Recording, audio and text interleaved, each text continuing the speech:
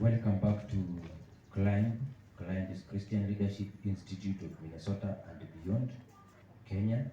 And we are at KITENGELA campus, Jesus the Prince of Healing Sanctuary. I'm your teacher, Patrick Hamarindai, and I want us to have an introduction to psychology. And today we are going to base our teachings on the human brain. And we are going to begin by asking ourselves, why study the brain? Psychologists study how people receive information through the five senses, and they conduct research in order to develop theories about brain. And the brain is so much about behavior, relationships. They also focus on neurological disorders and study psychopharmacology to determine how drugs impact the brain. So this study is all about the brain and how the behavior the people does. We said in the counseling last time that there are verbal and non-verbal behavior or communication, and this verbal and non-verbal communication, they basically come from what is perceived in the brain. And therefore, we want to study about the brain, and we look at the behavior, relationships, and how drugs impact the brain once someone has taken drugs, or an illness or something that is not good, or something that has come out of hand in the brain of a person. So the parts of the brain is divided into three main parts. We have the hindbrain, that is the brain at the back, the midbrain, and the forebrain, that is the brain at the forefront. And you can look at the diagram. In the diagram, we have at the forefront, we have at the forebrain, we have the thalamus and hypothalamus. We have the limbic systems. So let me just use my pointer at the forebrain here.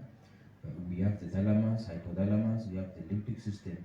And the limbic system is divided into three parts. We have the hippocampus, we have amygdala and septum, and then we have the midbrain. The midbrain is this part here, and the midbrain is composed of the brain, this is the main brain. We have the cerebellum, which goes also to the forebrain, and in the forebrain here in the cerebellum we have the left hemisphere, and in the left hemisphere it has four parts, which comprises the left hemisphere here, this part, which is the left occipital lobe. We have the left parietal lobe, we have the left temporal lobe, and the left frontal lobe. And here in the mid, all this also comes all the cerebellum, and this part of the forebrain is the largest part, which comes all the way to the right hemisphere, where we have the right frontal lobe, the right temporal lobe, and the right parietal lobe, which is like a replica of the first one that we looked at in the limbic system. And the hindbrain is here, this part here, which comprises of the medulla, the pons, and cerebellum.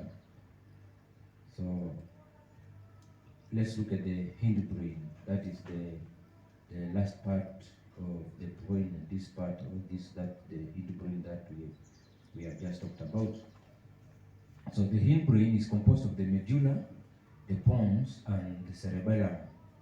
The medulla lies next to the spinal cord and controls functions outside the conscious control. Remember last time we talked of the conscious and subconscious mind, and here the cerebellum is the medulla is the one that controls every functions outside the conscious control, such as breathing and blood flow. In other words, the medulla controls essential functions. When we talk about the breathing and the blood flow, these are the essential functions in a human being. The pons affects activities such as sleeping, waking, and dreaming. So when you find someone talking about how they dreamed someone has slept and they have not woken up, or they wake up very early in the morning, or they lack sleep, all this is in the pons.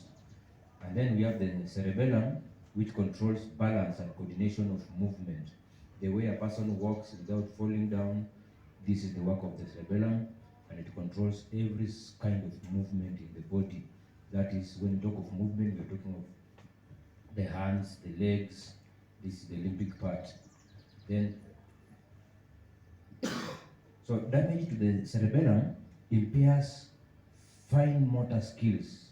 So a person with an injury in this area will have trouble playing the guitar or typing a thumb paper, holding small items, buttoning, cutting with scissors, eating, etc. So when this part of the cerebellum, when it is damaged, or the part of the hindbrain, when the hindbrain is damaged, someone fails to do the normal functioning of the body, which are very essential in the human being, such as eating. You can imagine if you can't control the eating movement. Then let's go to the midbrain, and the midbrain is the part of the brain that lies between the hindbrain and the forebrain. The midbrain helps us to locate events in space. So this is the one that you can be able to remember dates, you can be able to remember events, you can be able to note what is happening around you. It also contains a system of neurons that releases the neurotransmitter dopamine.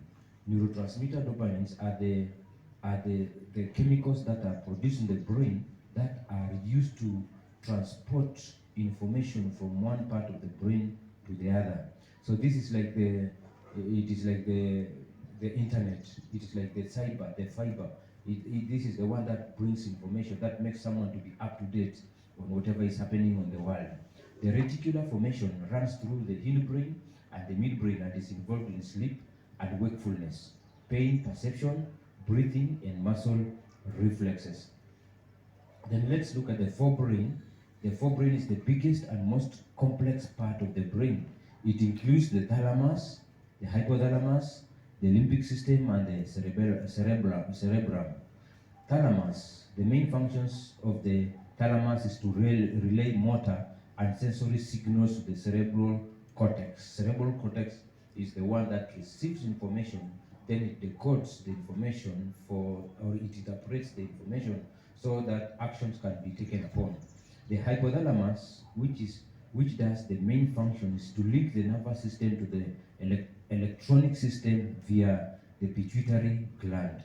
Then we have the limbic system, which is in the forebrain also, and this part is the portion of the brain that deals with three key functions.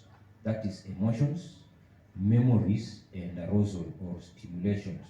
So you can imagine, you can guess now where once someone has taken alcohols or drugs, or someone is under an influence of intoxication, it goes directly and affects the limbic system. That's why when you find once someone has been under an influence of a drug, for example, alcohol, you find that after someone is drunk, they lack balance, and even the words that they speak are uncontrollable. They can say anything at any time.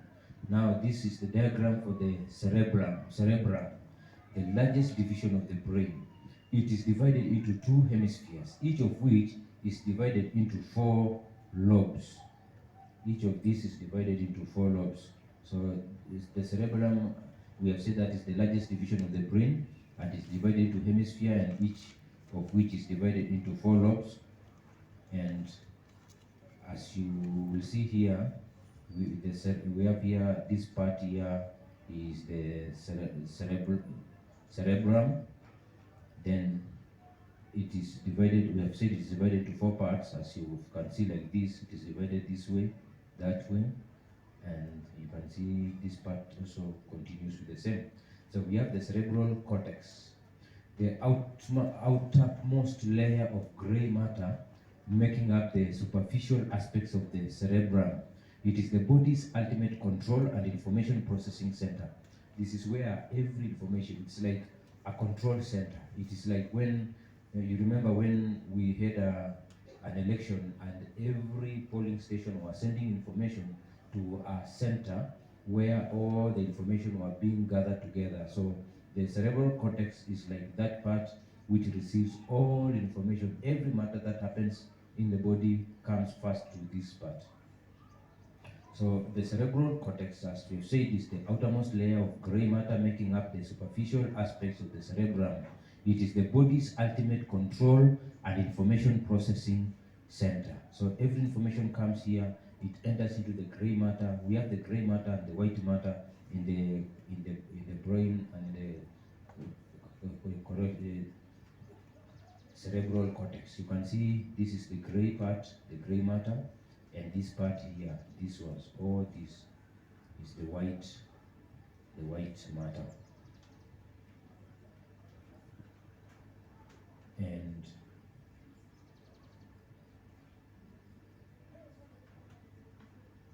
so let's look at the cerebral features. We have the gyri. Gyri is the elevated ridges or winding around the brain. We have the sulci, which is the small grooves dividing the gyri. So we have said that gyri is the elevated ridges, and you can see these are the ridges, and this part, this the ones that is the like grooves dividing the gyri. This part is the one called sulci.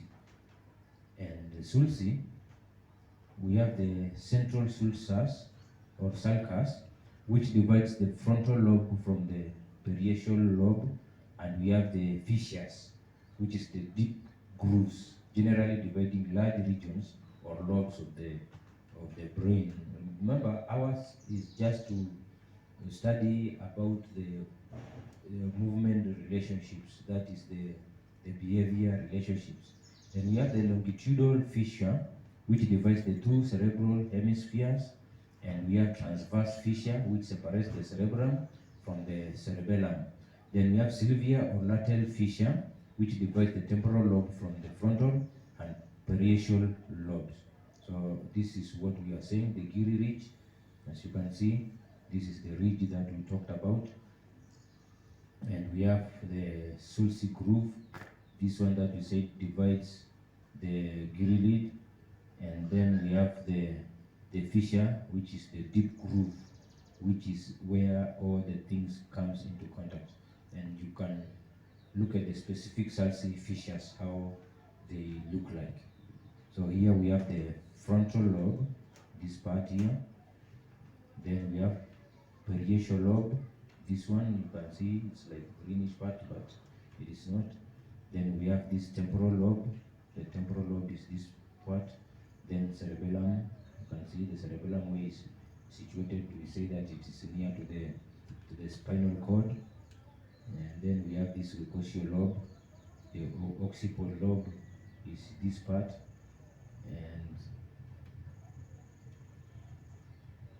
the sylvian lateral fascia, this part, this one, and this part, this one here, and that one is the sylvian lateral fascia.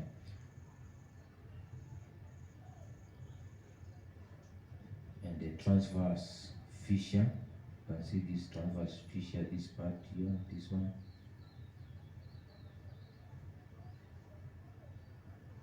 And this other diagram here is the one that the brain, the way it is contained, and then it has been divided into two parts, where there is the longitudinal fascia. The longitudinal fascia is the one that divides both the two parts, the right and the left. So the lobes of the brain, as we said, we have the frontal lobe here, the frontal lobe, and then we have the temporal lobe here, the parietal lobe, and the occiput lobe. I know this is the cerebellum. And let's look at now the frontal lobe, the parietal, occiput, and temporal.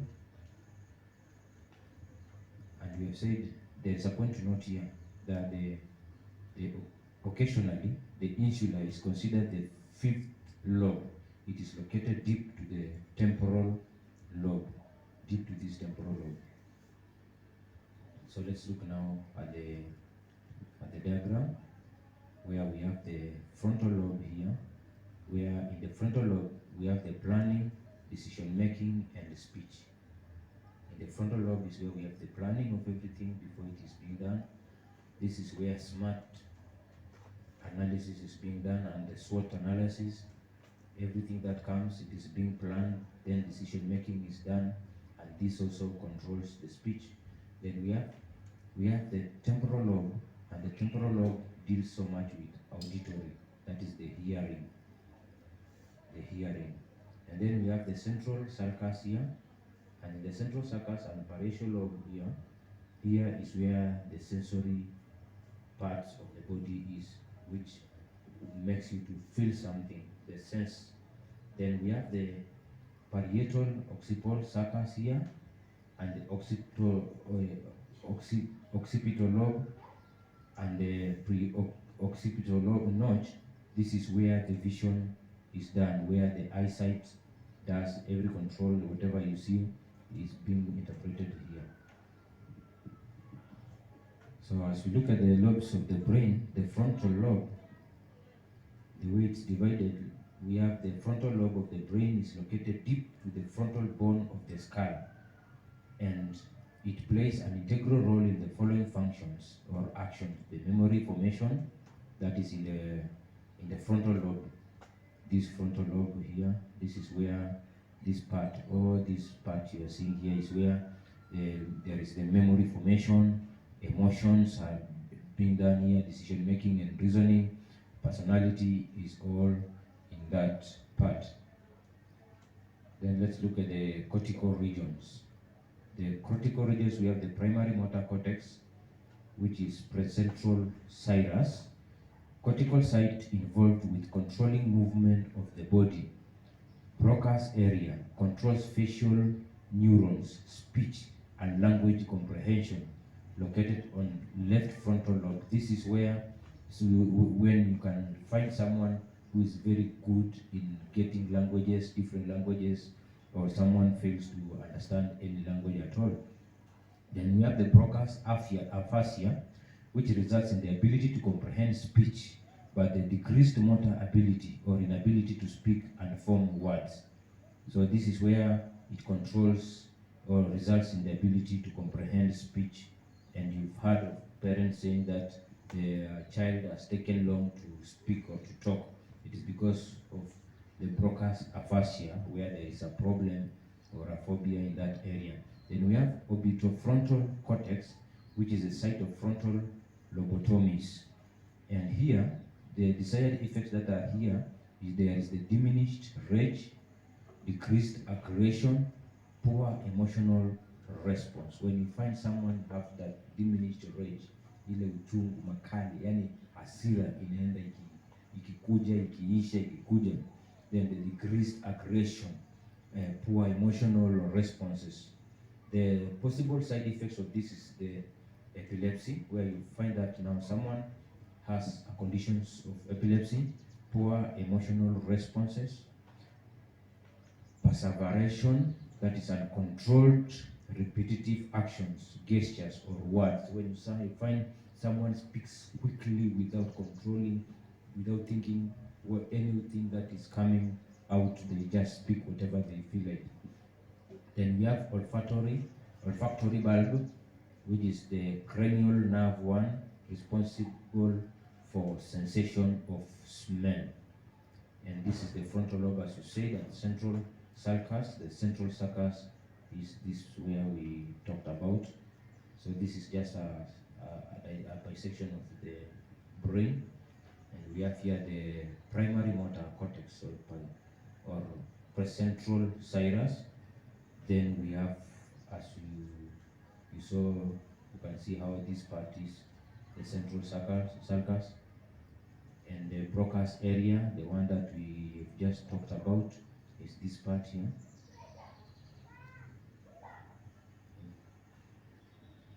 Then we have the orbital cortex, which is this part here on the lower side of the brain.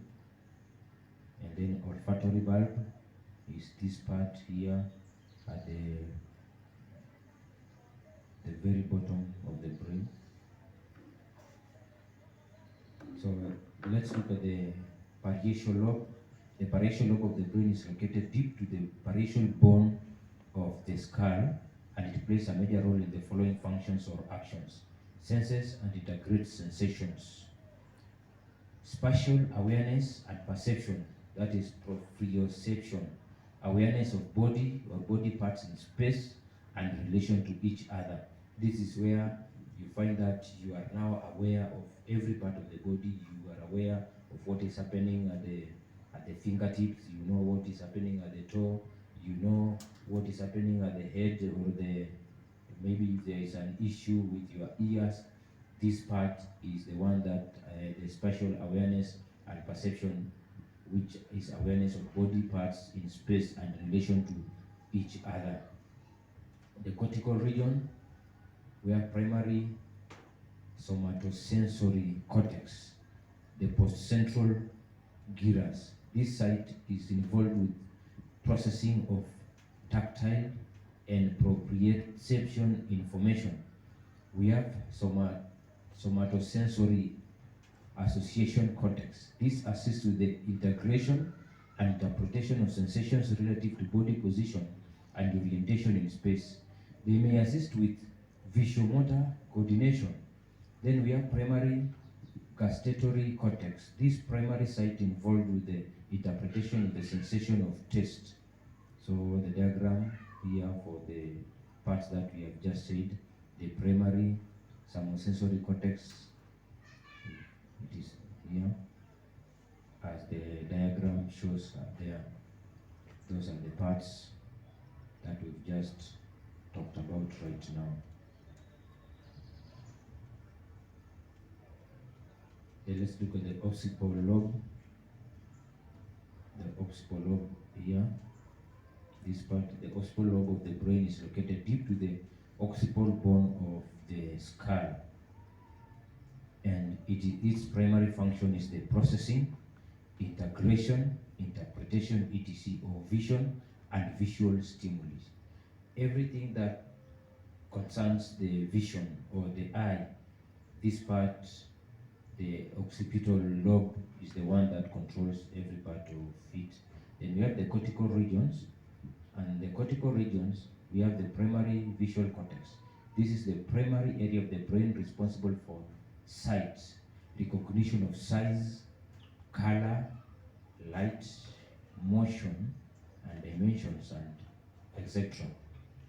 So when you find that they say a man has difficulty in understanding colors than ladies or than girls, this is the part that for ladies it's developed early in life and it's so clear, unlike for men, which brings things vividly.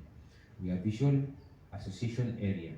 This is the part that interprets information acquired through the primary visual cortex. So the occipital lobe, as we said, is here. Then we have primary visual cortex, this part of the brain here. Then we have the visual association area, which is all of this part here. Then let's look at the temporal lobe. The temporal lobe is this part. The temporal lobes are located on the sides of the brain, deep to the temporal bones of the skull. They play an integral role in the following functions or actions: the hearing, organization or comprehension of language, and information retrieval, memory and memory formation. This is where, that's why you can remember things from so many years that happens to you. They are restored here, or they are being stored in the temporal lobe, and they are ready for retrieval. Then we have the cortical, in the same cortical regions, which is in the temporal lobe. We have the primary auditory cortex, which is responsible for hearing. Then we have the primary olfactory cortex, which interprets the senses of smell once it reaches the cortex via the olfactory bulbs. This is not visible in the superficial cortex. And we have the Wernicke's area, which is the language comprehension, located on the left temporal lobe. Wernicke's aphasia, language comprehension is inhibited. Words and sentences are not clearly understood, and sentence formation may be inhibited or nonsensical. So this is what we are just saying about the primary auditory context, this part here. And the wikis area, you can find it, this part, this one here. And then we have the primary olfactory cortex, which is this part, this one here. And then let's look at the arcuate fasciculus. This is a white matter tract that connects Broca's area and Wernicke's area through the temporal, parietal, and frontal lobes. It allows for coordination, comprehensible speech, and damage of this part may result in acute fasciculus. You can see it here, damage. Then we have conduction aphasia. Conduction aphasia is where auditory comprehension and speech articulation are preserved, but people find it difficult to repeat hard speech in this part.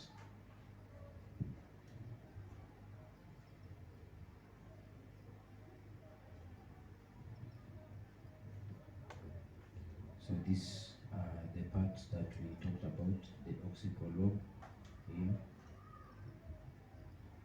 You can see the sylvan tissue, which is this side part, this part, and this one here.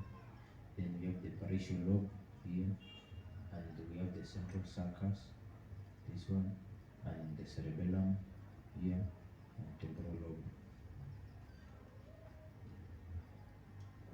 Now these are the lobes and structures of the brain. I don't know whether you can remember what we just said. Lobes and structures of the brain.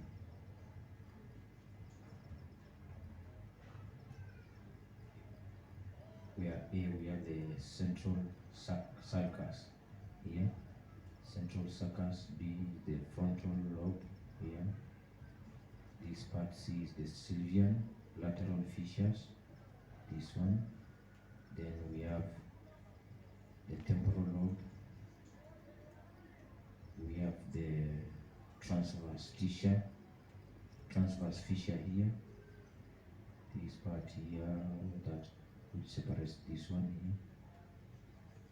here. Then we have the occipital lobe, this one. Then parietal lobe. Let's look at the brain's plasticity. Plasticity is the brain's ability to change, especially during childhood, by reorganizing after damage or by building new pathways based on experience. Plasticity is the brain's ability to change, especially during childhood, by reorganizing after damage or by building new pathways based on experience. Its ability to modify itself after some types of damage. Once this part of the damage has been, the brain has undergone a certain kind of damage, it has that ability to reorganize itself again, and that ability is called plasticity. So plasticity is especially evident after serious damage. If a slow-growing left hemisphere tumor disrupts language, the right hemisphere may compensate, according to Thiel et al. 2006. Here he says that if one part of the brain has been damaged, then the brain can be able to interpret and come up with mechanism and use another part of the brain to compensate the same loss. Loss, for example, the loss of a finger and the sensory cortex that received its input will begin to receive input from the adjacent fingers. If, for example, the hind finger has been damaged and it has lost its senses, then all the activities of that finger can be transferred to the next finger, and the next finger may feel what happens in this finger, which then becomes more sensitive. And this is in Fox 1984. So we have a group work for the class, and it is a question for the class to ponder or to go discuss. Within what brain region will damage be most likely to disrupt your ability to skip rope? What do you think is the most part of the brain that will be most likely be disrupted by your ability to skip a rope? Your ability to sense taste of sounds. In what brain region will damage perhaps leave you in a coma without the very breath and heartbeat of life? So which part of the body? So that was an introduction to psychology, and we say that we were looking at behavioral relationships. So now allow us now to look at the behavioral theories. Behavioral theories. And what are behavioral theories? We said all the behaviors emanate from the functions in the brain. So behavioral theories are theories which attempt to explain human behaviors by analyzing things that exist in an individual's environment and the learned associations he or she has acquired as a result. So we are looking at the learned and behaviors or the things that someone has acquired within the environment during associations with self and the environment. So behaviorism focuses on the idea that all behaviors are learned through interactions with the environment and that inherited factors have very little influence on behavior. So here we are talking so much about the learned that we acquire through interactions, and we are not talking of the inherited factors. So behaviorism emerged early in the 20th century and became a major force in American psychology, and it was championed by psychologists such as John B. Watson and B.F. Skinner. Behaviorism rejected any reference to the mind and instead viewed observable behavior as the proper subject matter of psychology. So there is a famous psychologist, John Broadus Watson, who said, "Give me a dozen healthy infants, well-formed, and my own specified world to bring them up in, and I will guarantee to take anyone at random and train him to become any type of specialist I might select. Call it doctor, lawyer, artist, merchant, chief." He said, "And yes, even beggar man and thief, regardless of his talents, penchants, tendencies, abilities, vocations, and race of his ancestors." He said this was in the 1930s then. So that's what John Bradson Watson said. And if I may bring this question to the class, what do you think? What do you feel about the above statement? Is it true? He said that, "Give me any person that has never known anything, and I will make that person any kind of a profession that I want." So he wanted to, he wanted actually to bring a point home that everything is learned, behavior is learned, and any person can learn whatever they want in life. And another question here for class discussion is this same thing as Proverbs 22 verse 6 says, where it says that you train a child on the way they should go, and when they grow up, they will not depart from this side or that side. Let's look at the behavioral theories. And the two behavioral theories we will look at are, one, classical conditioning, and two, operant conditioning. The classical conditioning theory helps us to understand how our responses to one situation becomes attached to new situations. That is where you have one condition in life or one situation has happened to you, and then you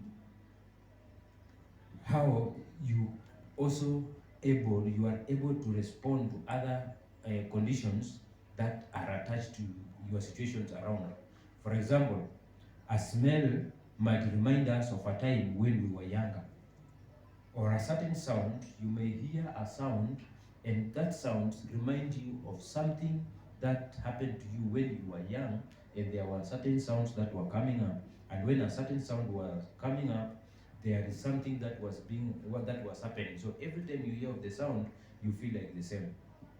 A good example is when we had a bomb blast 1998 here in our country, and there are people who are around there, and those who were around, they had a very big bang, and after a short while, they saw flying objects coming down from the sky, and some were injured because of those flying objects.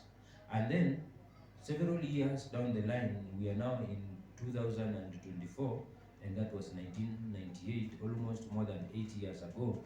Then when someone walks around and they hear a great bang, that someone thinks that it is the same thing that is happening, and we may find them lying down or running, or they may wanaweza wakakuwa confused. So it's the same thing that is being said here. So there's a discussion point. What are some of the sights and sounds that we associate with our childhood days? Are the memories pleasant of those childhood days? Then we have the classical conditioning. If you go to a new restaurant that has the same smell as your high school dining hall cafeteria, it might evoke the feelings you had when you were in school.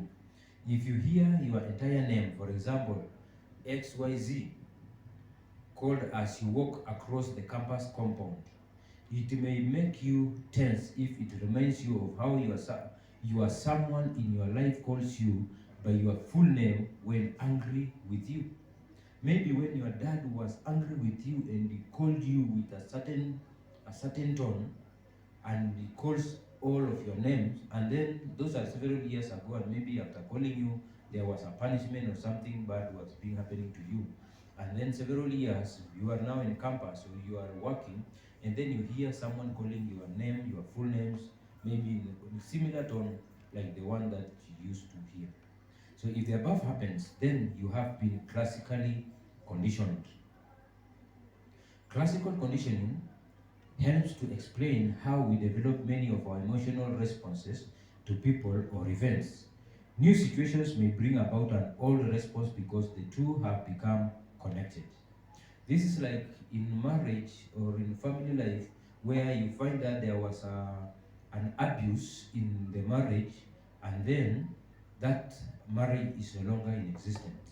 Then someone comes and gets into another relationship, and in the relationship, something almost similar happens, and it reminds someone of what happened in the later day. Or you find people fearing to enter into a relationship because of what had happened.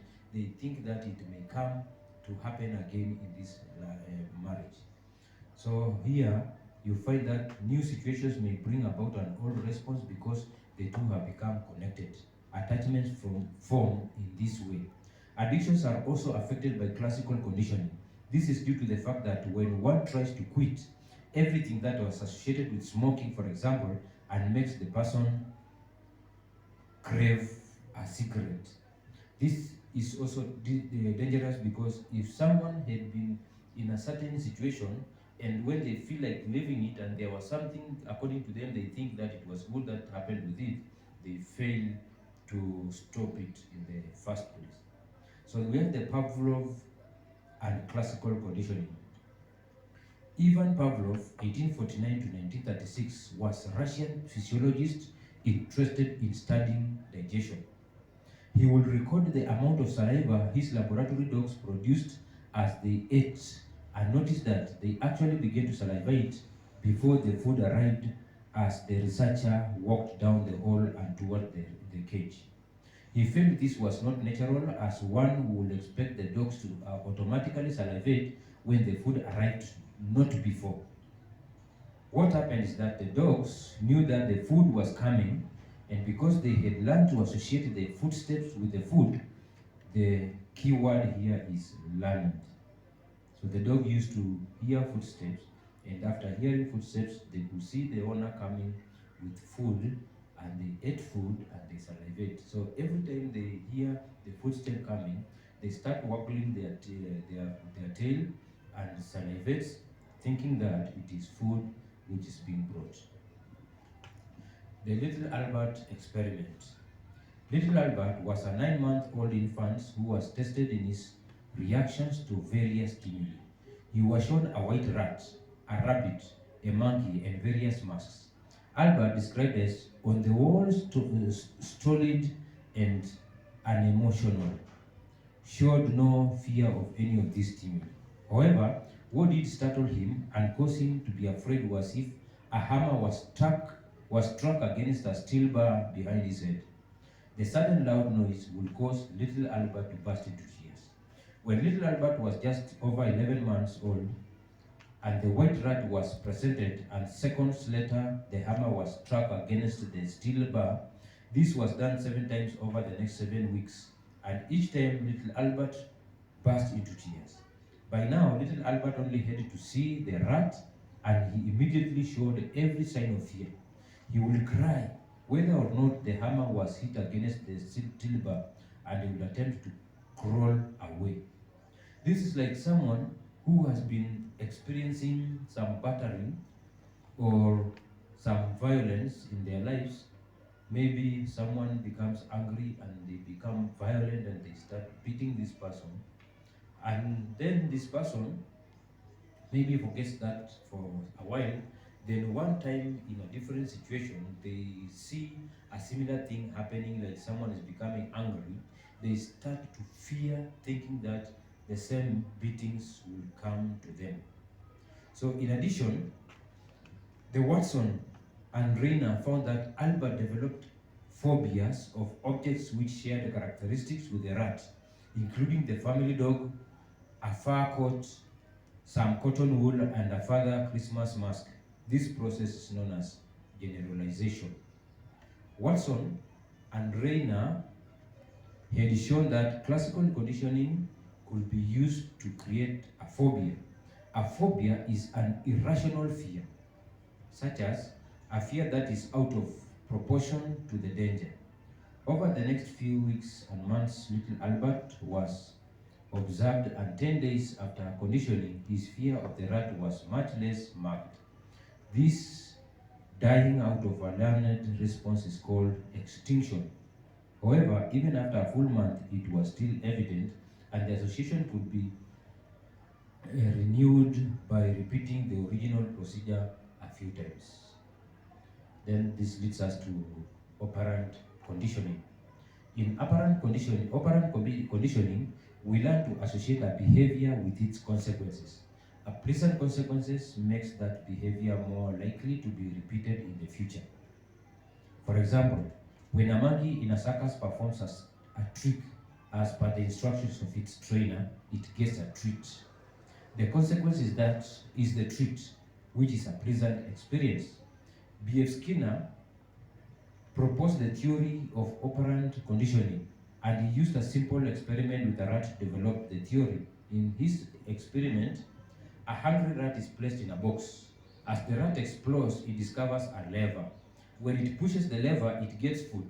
Over time, the rat learns to push the lever to receive food.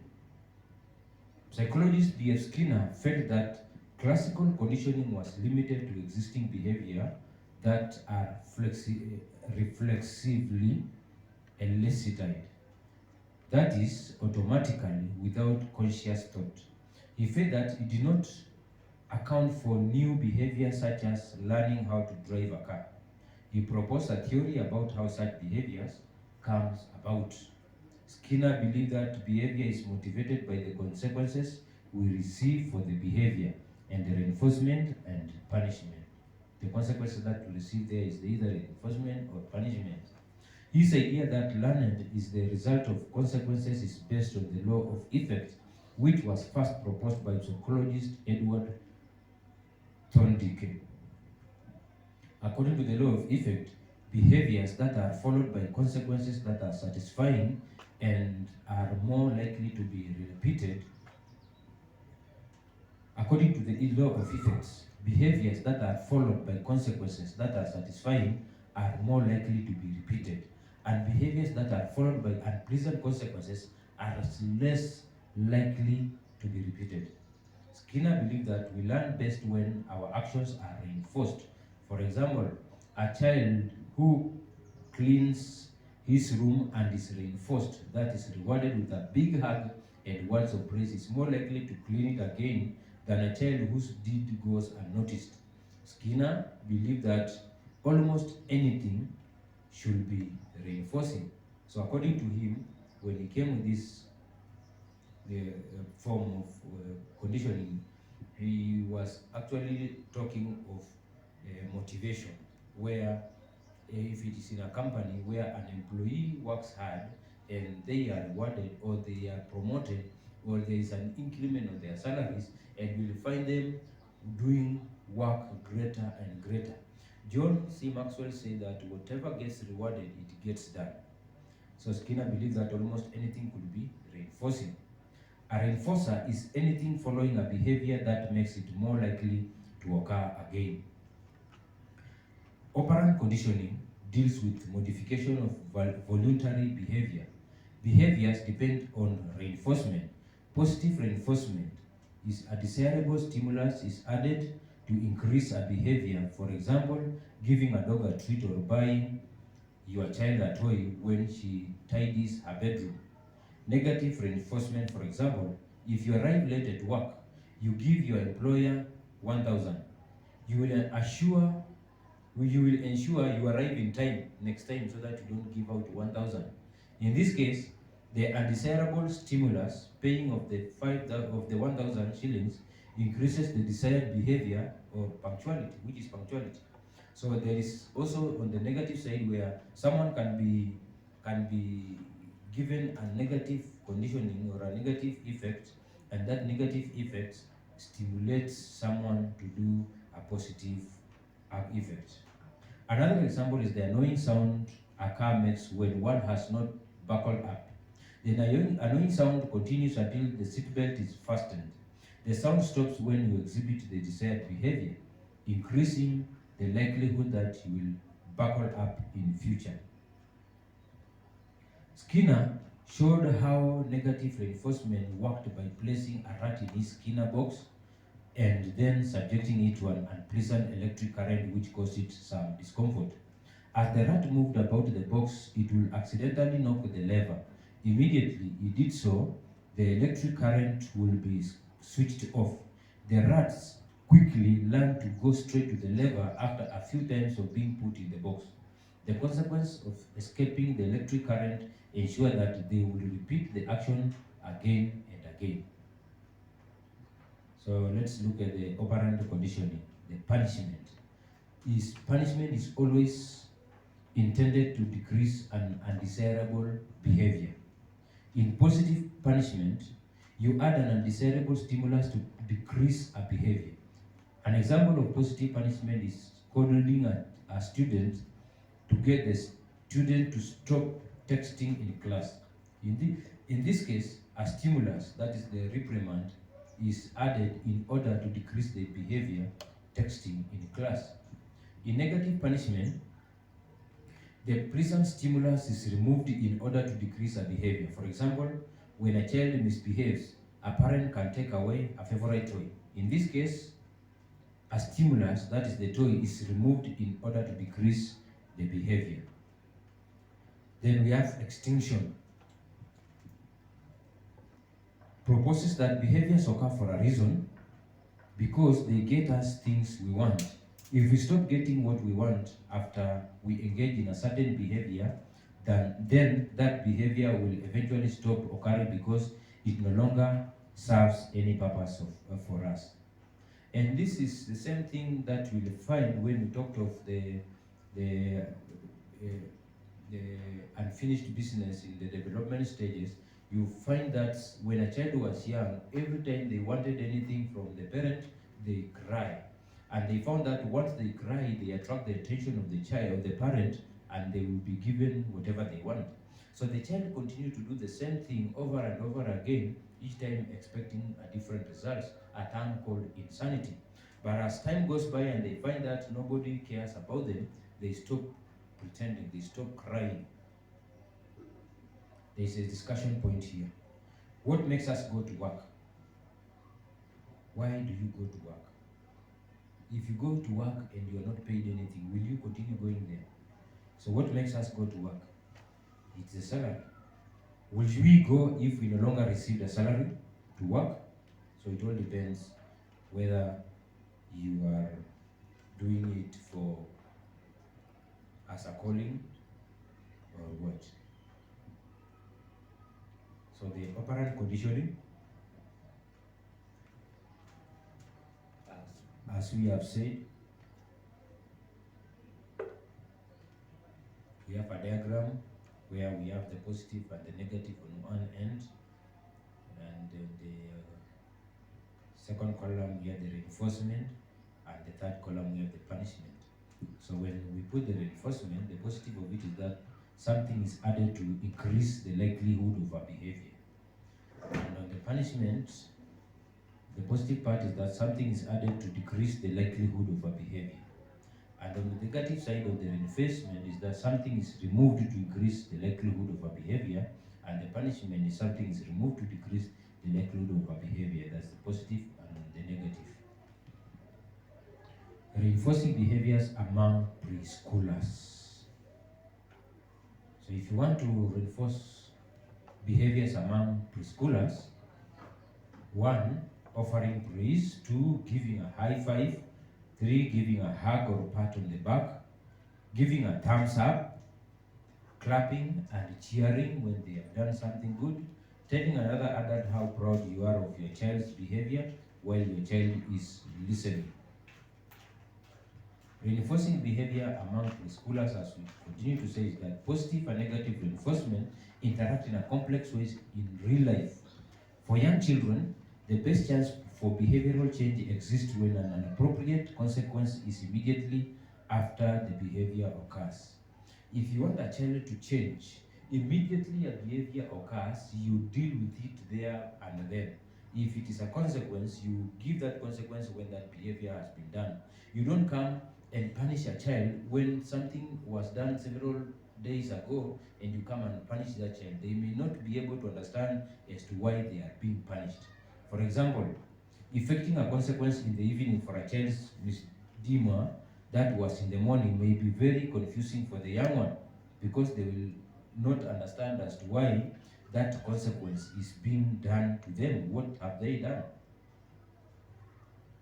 The main difference between classical and operant conditioning is the way the behavior is conditioned. In classical conditioning, a stimulus comes before the response. Stimuli are events in the environment that influence behavior.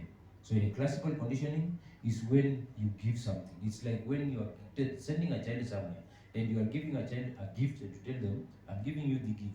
Now go and do this. The child runs and comes and takes the gift. That is now what we are talking about in classical conditioning. In operant conditioning, a behavior comes first and is then rewarded or punished. This is where you send a child, and if they come early, you pay them. If they fail to come early, you punish them. The behavior comes first and is then rewarded or punished.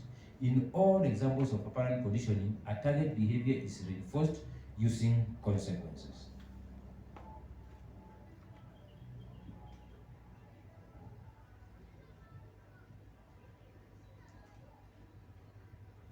So, as we come to the end of the section, let's give us a group work assignment. Using little Albert's experience described, describe what are the possible outcomes for him as an adult with reference to 1. Freud's psychoanalytic theory, 2. Erik Erikson's theory of psychosocial development, 3. Contrast both with classical conditioning. Based on the imagery scenario created, if little Albert was a Kenyan child, would this outcome as an adult be different, and how so?